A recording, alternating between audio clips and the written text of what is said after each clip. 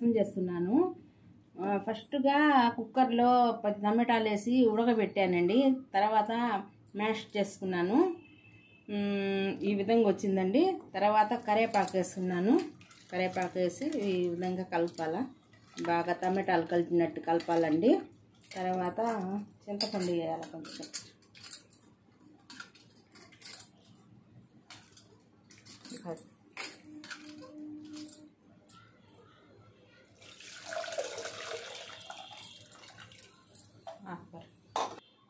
నీళ్ళు పోసుకోవాలండి.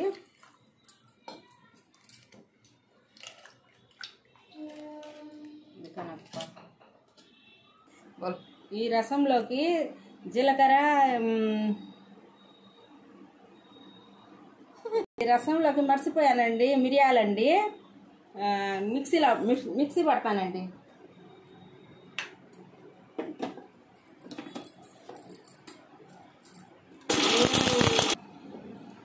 తెల్లగడ్డ వేయాలండి. మరింత తెల్లగడ్డ మరింత వేస్తుందో అంత టేస్ట్ వస్తుందండి. నా రసం అంటే పడిసి వస్తూ ఉంటారండి చాలామంది, కొంచెం రసం పోయిండాక అని చెప్పి.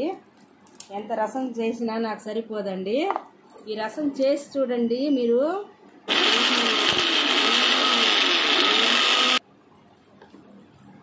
తర్వాత స్టవ్ వెలిగించానండి. తర్వాత దబర పెట్టుకున్నాను.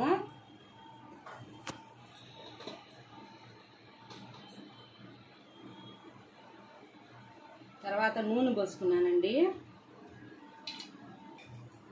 తర్వాత ఆవాలు వేసానండి.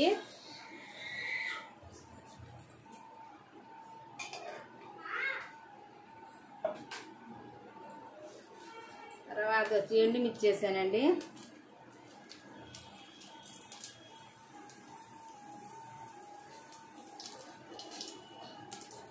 తర్వాత ఇంగువ వేసానండి.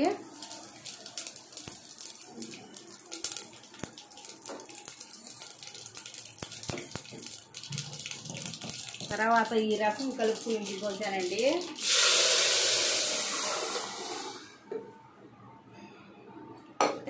తర్వాత వచ్చి మిరియాలు, జీలకర్ర, తర్వాత తెల్లగడ్డ పేస్ట్ వేస్తున్నానండి.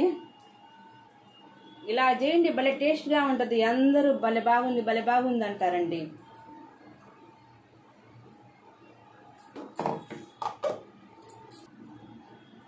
తెల్లాలండి, కొంచెం తెల్లాలండి. నేను టమాటా ఉడకబెట్టేటప్పుడే ఉప్పు వేసానండి. ఇప్పుడే ప్లేట్ తీసానండి. ఇటు తెల్లుతా ఉంది చూడండి. ఇటు తెల్లుతా ఉందో రసం.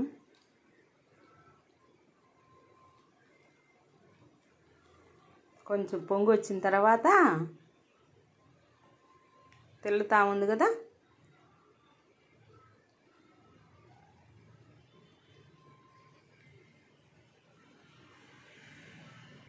రసం ఇలాగా తెల్లింది కదా. ఇది తెల్లిన తర్వాత ఇంకా స్టవ్ ఆఫ్ చేయాలండి. మీకు నచ్చితే ఒక లైక్ చేయండి, షేర్ చేయండి, సబ్స్క్రైబ్ చేయండి.